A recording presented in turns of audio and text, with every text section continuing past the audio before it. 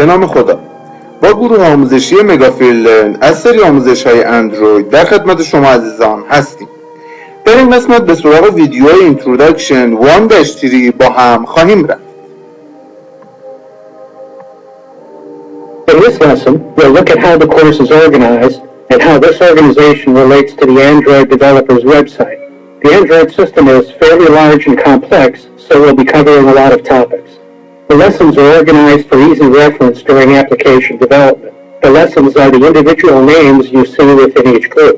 For example, the Activities and Services lessons in the App, Components, and APIs group, shown here.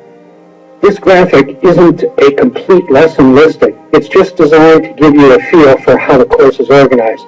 You can find the complete list of lessons in the course outline. In each lesson, we'll look at the details of how the technology works, as well as coding examples to see it in action. These groupings follow as closely as possible the way Google has organized the Android developer's website.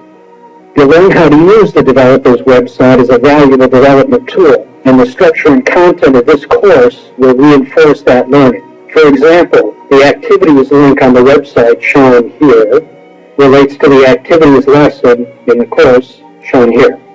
Now let's take a very quick look at the developer's website to give you a preview of what it looks like by clicking on this link here. On the Android developer's website, you'll have access to information on designing, developing, and distributing your apps. We'll be using this website as a reference in many of the course lessons. Google has recently made big improvements in the Android website, and it's now much more user-friendly than it used to be. It's virtually impossible to hold everything about Android in your head. It's simply too large and complex.